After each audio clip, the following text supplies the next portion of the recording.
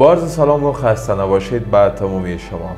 امید خوب و صحتمند باشین. شما را به برنامه عشق و لبخند خوش آمدید میگم. شما شاید با صدای ما آشنا باشین ولی با چهره ما با تصویر ما آشنا نباشین. من عبدالحسیب سانگزی هستم، ویرایشگر برنامه های عشق و لبخند. دوستای عزیز، امروز یک برنامه بسیار جالب را با اجازه همکارا با شما تهیه دیدیم.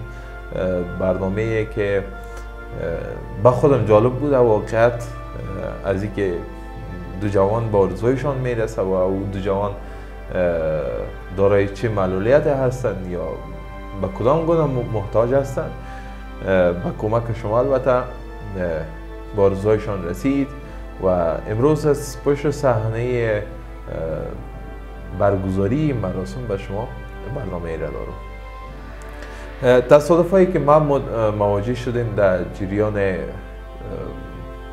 ویرایشی برنامه واقعا تصادفای جالب بوده، خاطرات بسیار شیرین بوده، همچنان خاطرات دردآور بوده. مدت ها پیش البته باید گفت که تقریبا 1 ماه 1.5 ماه پیش توسط نهاد روشندلان و تیم برنامه عشق و لبخند با آقای نظری آقای سیدامان معرفی شد. آقای سیدامان کسی است که شما در برنامه دیدین، نابینا هست، به هر دو چشم نمیتونه ببینه و معرفی شد که از فقر اقتصادی مدت 1 سال میشه که نامزاد هست و نمیتونه مراسم عروسی خودش برگزار کنه. دردآور بود و با من نخستین برنامهش دقیقاً یادم است که با سردار وقت معرفی شدیم، وقت داخل خانه از یا رفتیم. سردار در مسیر را در داخل حویلی از یا ازش پرسان میکنن که بزرگترین آرزوی چی است، بدونی که بفهمه که ما میتونیم او را با آرزویش برسانیم یا هم آرزوی از او را برآورده بسازیم. جوان میگه که بزرگترین آرزوی برگزاری مراسم عروسی است. حالا فعلا همین آرزوی منی عروسی است دیگه، از بعد آرزوهای دیگه داریم دیگه که باشه. چی است آرزوی؟ ادامه درس خواندن دیگه. خب ما حرکت میکنیم و با گفتن همین جملهش که بزرگترین آرزوی برگزاری مراسم عروسی است میریم به داخل خانه سیدامان تا وضعیت خانوادگی آقای سیدامان و فامیلش هم بررسی کنیم تا کمک های شما را برش انجام بدیم.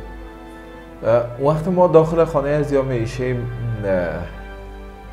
وقت سردار رو میبینم با دیدن مادر پیچ سفید آقای سیدامان واقعا من شوک زده شدم. شما در برنامه دیدین که او با پوست کردن بادام تنها پوستایش به خاطر سوخت، به خاطر پختن غذا به خانوادهش استفاده میکنه و بادام دوباره به صاحب اصلیش ارسال میکنه تا او به فروش برسانه. او هم بسیار کار مشکل است. بادام یا همون میوه خشکی که برای داده میشه نباید بشکنه، تنها از پوستش تو استفاده کنه میتونی بدونی که مضر مادرش دریافت کنه. خب گذشته از این در دل مادر آقای سیدامان رو میشنویم. آقای سیدامان واقعا با وجود همین معلولیتی که داره یک نابغه میشه گفت، به خاطر که همین معلولیت هم که داره به حیث اناونسر یا به حیث پرزنتر، به حیث مجری در نهاد روشندلان ایفای خدمت میکنه یا ایفای وظیفه میکنه. گرچه در اونجا درس هم میخونه ولی من حیث مجری برنامه های بزرگ این نهاد هم کار انجام میدن. استعداد خارق العاده آقای سیدامان داشت که ما با چشم ما گرچه میبینم، دستای ما گرچه کار میده ولی نمیتونیم اون فعالیت هایی که آقای سیدامان انجام بده ما انجام بدیم. او با وجودی که چشمایش نابیناست ولی بازم میتونه بخونه، میتونه بنویسه. به ما جالب بود. داخل اتاق میشیم، با پدر آقای سیدامان معرفی میشیم. پدر آقای سیدامان هم دیده چشمش کم کم از دست میده. و چیز جالب دیگری که ما متوجه میشیم از زندگی خانوادگی آقای سیدامانی است که در کنار آقای سیدامان 3 عضو دیگر خانوادهش هم نابینا هست و با ما بسیار دردآور بود شنیدن این داستان. تنها برادر بزرگ آقای سیدامان است که میرن کار میکنن، بالاخره نفقه به خاطر چند فامیل پیدا میکنن.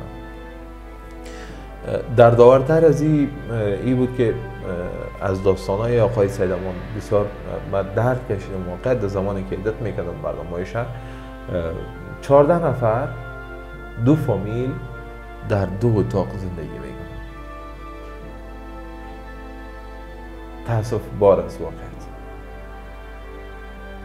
خب زندگی شرایط بالایشان آورده و با کمک شما انشالله زندگیشان تغییر خواهد کرد. از اینجا مگذاریم هر نوع کمکی که از طرف تیم برنامه اشک و لبخند شب برش دریغ نخواهد کرد. هر نوع همکاری دریغ نخواهد کرد. با نشر این برنامه ما دریافتیم که هموطنان عزیز ما میخواهند که مراسم عروسی آقای سیدامان برگزار کنند و بزرگترین آرزوی آقای سیدامان برآورده بسازند. واقعیت همه تیم شوک زده شده بود، حیرت زده شده بود، به خاطر که دلسوزی و همدردی هموطنان عزیز ما به حد بالاست که یک آرزوی یک ناتوان میخواه برآورده بسازه. او هم بزرگترین آرزویش. خب بزرگترین آرزوی آقای سیدامان برگزاری مراسم عروسی. ما میخواهیم مراسم عروسی آقای سیدامان برگزار کنیم. به خاطر برگزاری مراسم عروسی دوستای ما کمک کرده بودن. ما هم خواستیم که اقدام کنیم و آغاز به کار کنیم تا مراسم عروسی آقای سیدامان برآمد. میریم به خانه عروس تا همراه برادر عروس صحبت داشته باشیم به خاطر برگزاری مراسم عروسی. و اونا از آقای سیدامان پول را که به خاطر جهیزیه خواسته بودند مقدارش آقای سیدامان پرداخت کرده بود و مبلغ 55,000 افغانی به کمک شما نقداً به خانواده عروس پرداخته شد. با کمک شما عزیزان بعد از جر و بحث‌های زیاد مبلغ 55,000 افغانی به خانواده عروس پرداخته میشه. البته بازم یادآور میشیم که این پول به خاطر خریداری وسایل رفاه زندگی آقای سیدامان و خانمش پرداخته میشه. چیز جالب که تا بال شما شاید متوجه شده باشین یا نه، ای که خانم آقای سیدامان هم نابینا هست. تنها میتونه 5% یا هم 10% بسیار با مشکل میتونه چیز را ببینه.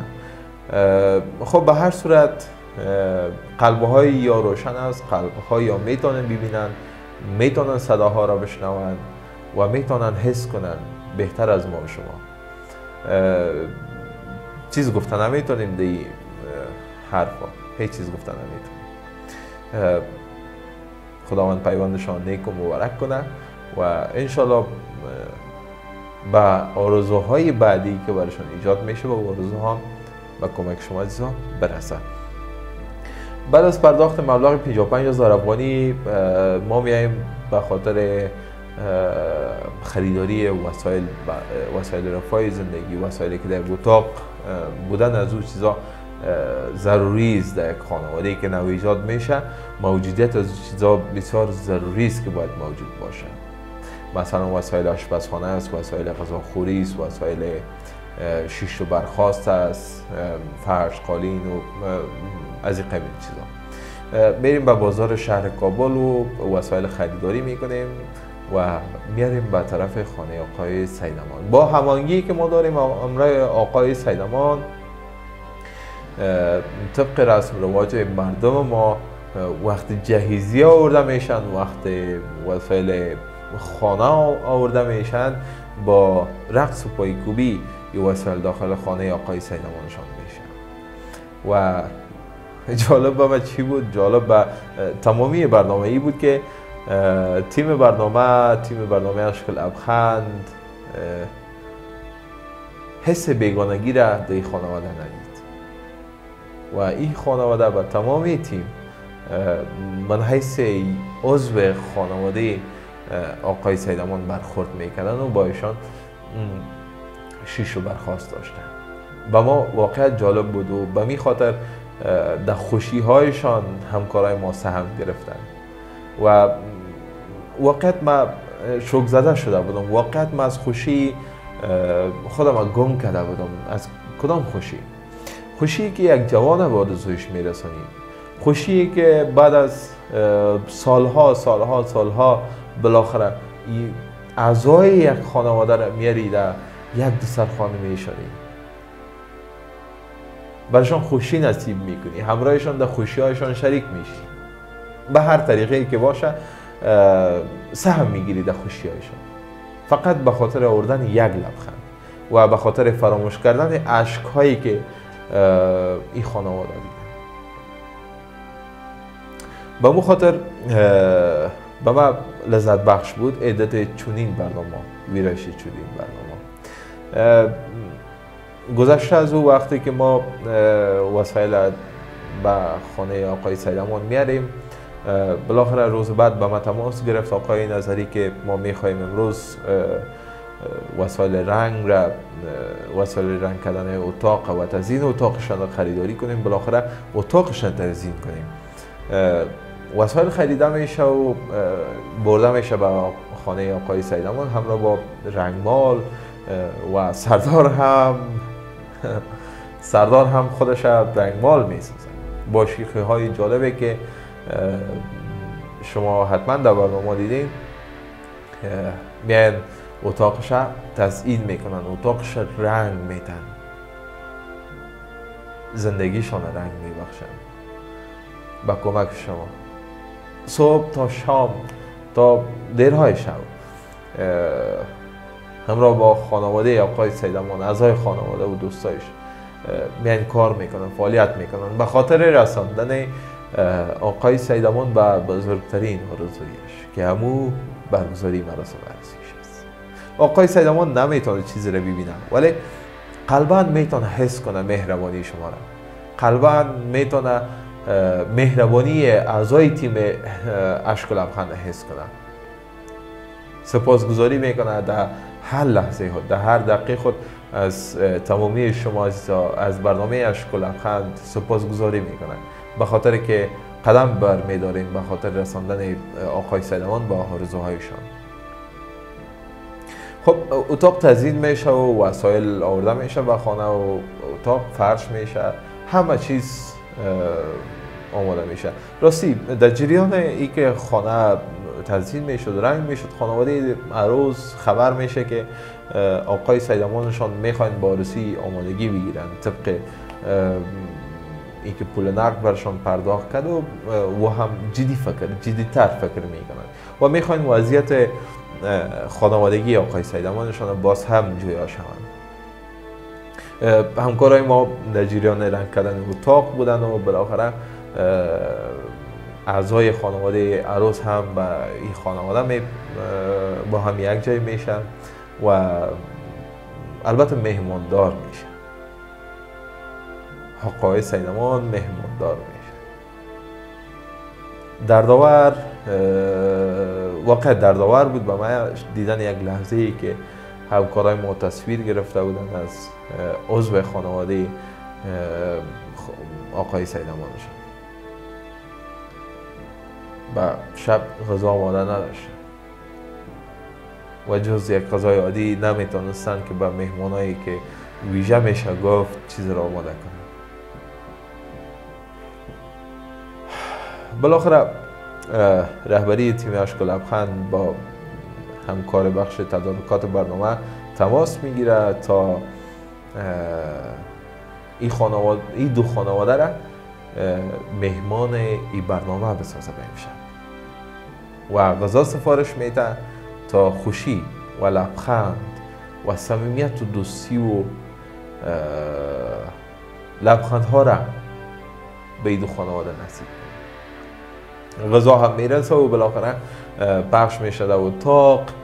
جالب به من چی بود که این دو خانواده با تمامی اعضایش در اتاق گرد یک دسترخوان جمع شدن، با اتفاق، صمیمیت، خنده، لبخند و فراموش کردن تمامی خاطرات بد آمدن در کنار همدیگه شیشتن و بالاخره از مهمانی که از طرف تیم برنامه اشک لبخند شدن و لذت میبرن.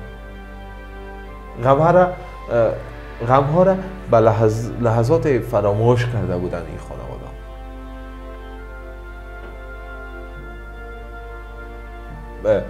وقتی در بیرون متوجه میشم، وقتی من تصاویر میخواستم آماده کنم در بیرون من متوجه میشم که آقای نظری با جمع از همکارایش در دهلیز نشسته و غذام دیرتر برشان میرسه. به من جالب بود و خود خوشبخت حس کردم که امروز چنین یک تیم من همکار هستم. گذشته از او شب تمام میشه و بالاخره اتاق رنگ میشه و مهمان هم تشریف میبرن. به خاطر برگزاری عروسی آقای سیدامان و دوشیزه عروس ما باید اقدامات جدیدتر روی دست بگیریم. مقدار 30,000 افغانی نقداً به خانواده آقای سیدامان به خاطر مصارف عروسی پرداخت میشه تا لباس خریداری کنن و مسائل بعدی که متوجه به این خانواده میشن به خاطر برگزاری رسم و رواجی که دارن از با کمک های شما نقداً مقدار 30,000 افغانی در اینجا پرداخت میشه برشون. زمانی که پول پرداخت میشه و آقای سردار و آقای سیدامان و تیم برنامه حرکت میکنن تا سالن عروسی را در بیابن. با مراجعه به نخستین سالن عروسی ما میتونیم موفق شویم و میتونیم شخص دلسوز، شخص مهربان، شخصی که سخاوتمند است به او مواجه میشیم و رئیس تالار عروسی بهشت و زندگی شخص مهربان، شخص سخاوتمند، شخص دلسوز است که دو سالن عروسی را با تمامی پرسنل این رستوران، با آشپز و مسائل دیگیش و شکل رایگان در اختیار آقای سیدامان و تیم برنامه اشک لبخند به خاطر برگزاری مراسم عروسی آقای سیدامان در اختیار ما میماند. ما و سردار حیرت زده میشیم از چنین اقدامی. با یک گفتن شخص حاضر میشه که چنین یک همکاری را با آقای سیدامان انجام بده. بالاخره تاریخ هفتم، تاریخ هفتم که روز چهارشنبه تعیین میشه به خاطر برگزاری مراسم عروسی آقای سیدامان و ما برمیخیزیم از اینجا اقدامات بعدی را بخیر روی دست میگیریم تا آقای سیدامان و خانواده‌اش به این مراسم عروسی آماده شوند. بالاخره با ارائه چندین برنامه میرسیم به نزدیکی و یک قدمی مراسم عروسی آقای سیدامان و دوشیزه عروس. فردا قرار است مراسم عروسی برگزار شود و ما باید امروز مسائل غذا را تمام کنیم، وسایل خریداری کنیم، ترکاری، سبزیجات و میوه و گوشت و چیزا را خریداری کنیم و سالن عروسی تسلیم کنیم و صبح مبرایم تا عصر وسایل خریداری میشه و انتقال پیدا میکنه به تالار عروسی بهشت و زندگی تسلیم اونا میشه و که تماس از طرف آقای سیدامان با آقای نظری گرفته میشه تا امشب در شب حنای آقای سیدامان اشتراک کنه.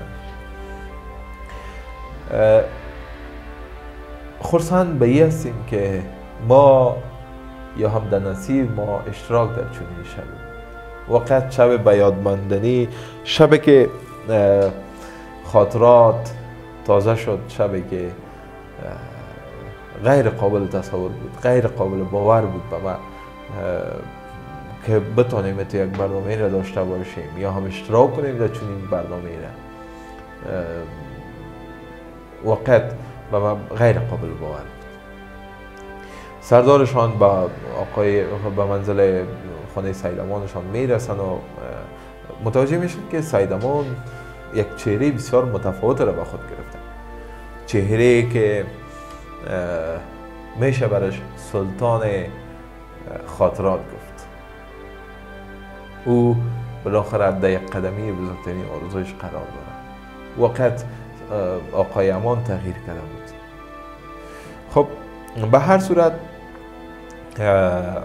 غذا خورده میشه و بعد از صرف غذای شب متوجه میشیم که دوستای آقای سیدامان با خویشاوندان آقای سیدامان که تشریف آوردن میخواهند در خوشی آقای سیدامان شریک شوند و او هم با رقص و پایکوبی.